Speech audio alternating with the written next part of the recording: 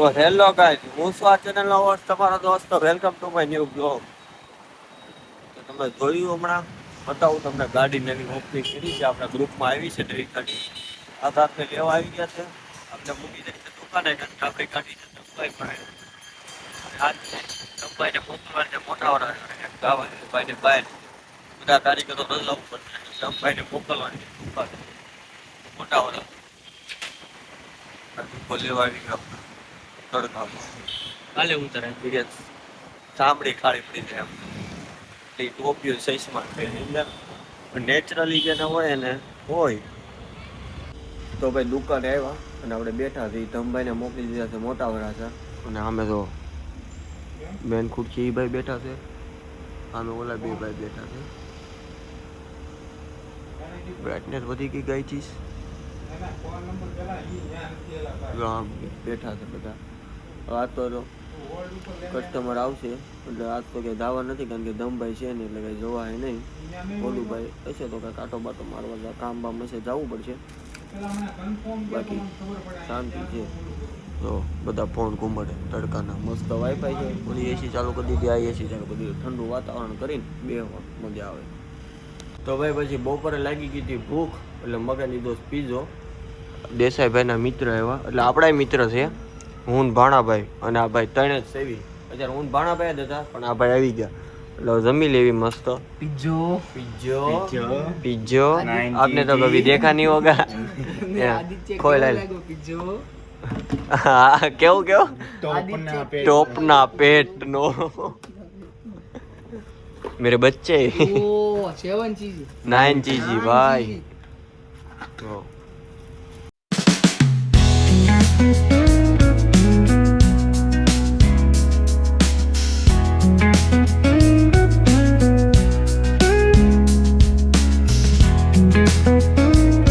દુકાને પછી બેઠા હતા. ભોલાભાઈ આવી ગયા ઘરે, આપણે હાવ એકલા થઈ.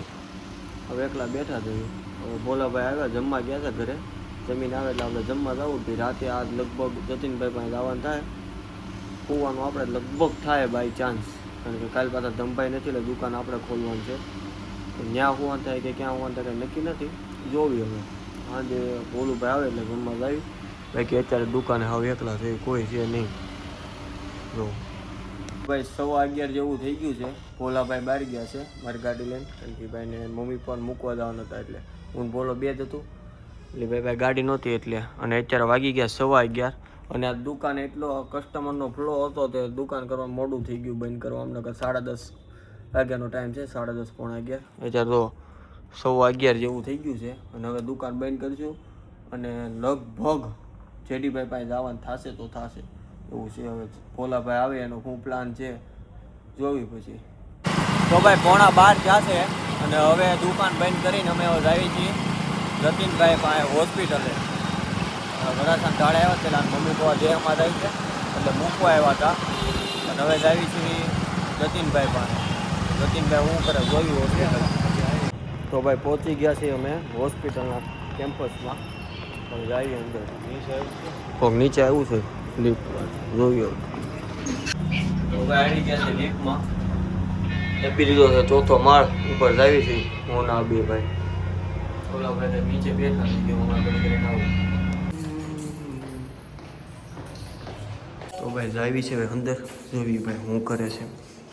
6 નંબરનો રૂમ છે, શાંતિ રાખવાની છે. કોઈ તો લોક છે,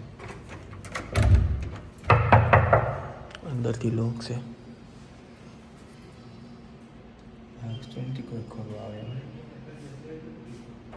કોકાર કરીએ ની વાતો કરે તો ટકો એકલો છે. આજે એકલો છે. તો ભાઈ પછી બધાને ભૂખ એટલે મને ભૂખ લાગી ગઈ એટલે મગદાળ ને એવું બધું પીડું થાય ખાઈ લેવી છે.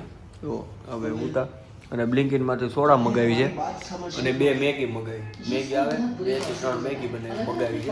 આપણે તો ખાઈ નહીં કે આને ના પાડી છે પણ એને જ પછી કીધું કે મારે તો મેગી મગાવી લે. અને એક જ કીધું ચમચીનું કહી દેવાય. હા હું એટલું ઉપર નહીં ખાઉં ને એટલું હેઠે નહીં ખાઉં. જોજો તું. તો ભાઈ રાતે મગાવી લઈ છે અમે મેગી આ મૂકી છે અને આ ભાઈ બ્લેન્કેટ કર્યું છે.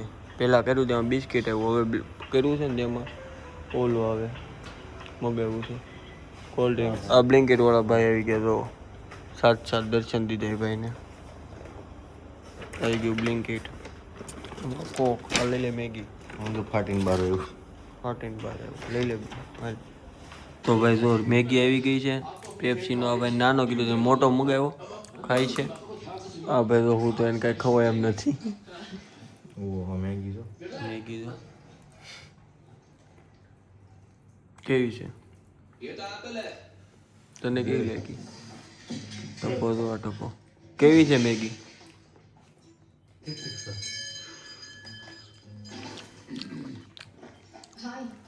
રેડી છે.